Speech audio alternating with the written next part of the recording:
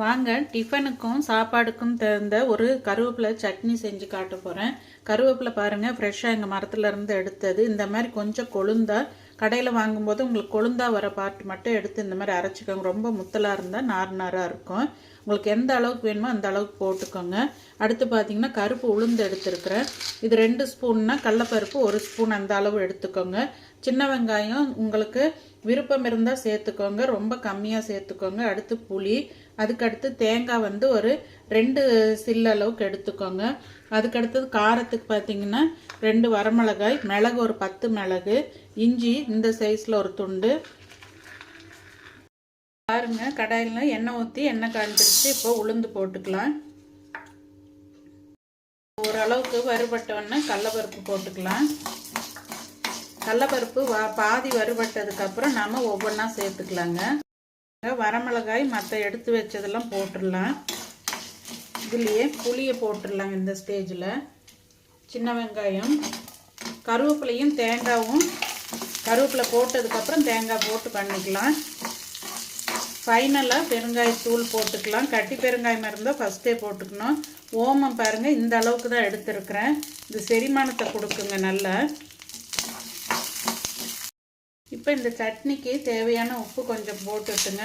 கருவேப்பிலை இந்த மாதிரி கொழுந்தா நான் உருவி போட்டுக்கிறேன். ரொம்ப நல்லா இருக்குங்க இந்த சட்னி. வதக்கி செய்கிறதுனால நீங்கள் எடுத்து வச்சு கூட சாப்பிட்லாம். மதியத்துக்கும் நல்லா இருக்கும். தேங்காய் அளவாக தானே போடுறேன். இல்லை தேங்காய் வேண்டான்னா நீங்கள் அவாய்ட் பண்ணிவிட்டு தேங்காய் இல்லாமல் வச்சிங்கன்னா நல்லாவே உங்களுக்கு சட்னி தாங்குங்க. துவையில் அரைச்சிக்கலாம். இதையே இன்னும் கொஞ்சம் சின்ன வெங்காயம் சேர்த்துக்கிட்டிங்கன்னா துவையில் அரைச்சிக்கலாம். இந்த வெறும் கருவேப்பிலை வாசம் குழந்தைங்களுக்கு பிடிக்காதுன்னா நீங்கள் வந்து கூட மல்லித்தலையும் புதினா தலையும் கொஞ்சம் கொஞ்சம் ஆட் பண்ணிக்கோங்க.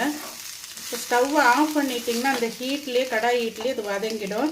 அடுத்து நாம் ஃபைனலாக தேங்காய் போட்டு பெருங்காயத்தூள் ஒரு சிட்டிகை போட்டுக்கலாங்க. போதும்.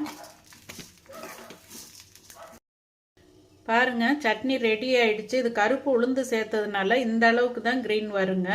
அதுக்கடுத்து பார்த்தீங்கன்னா ரொம்ப நைஸாகவும் இதை அரைக்கக்கூடாது, கொஞ்சம் கொரகொரப்பு தன்மையாக இருக்கணும். இது கெட்டியாக அரைச்சி வச்சிட்டிங்கன்னா துவையல் மாதிரி யூஸ் பண்ணிக்கலாம். அதே மாதிரி இட்லி பாருங்கள், நான் ஏற்கனவே சொன்ன மெஷர்மெண்ட்டில் சுட்டது தான். எவ்வளோ ஒரு சாஃப்டாக இருக்குது பாருங்கள், மெத்து மெத்துன்ட்டு. இதே மாதிரி மெஷர்மெண்ட்டில் நீங்கள் சுட்டு சாப்பிடுங்க. ரொம்ப நல்லா இருக்குங்க. இது அவ்வளோ ஒரு ஸ்மூத்தியாக இருக்குங்க. இந்த துவையலோடு சாப்பிட்றதுக்கு ரொம்ப டேஸ்ட்டாகவும் ஹெல்த்தாகவும் இருக்கும். முக்கால்வாசி நான் சண்டேஸில் இந்த மாதிரி கருவேப்பிலையோ மல்லித்தலையோ போட்டு தான் நான் டிஷ் ரெடி பண்ணுவேன். சட்னி ஸ்கூல் போகிற அவசரத்தில் சாப்பிட மாட்டாங்க. இட்லி ரொம்ப சாஃப்டாக வந்திருக்குதுங்க. நான் ஏற்கனவே மெஷர்மெண்ட்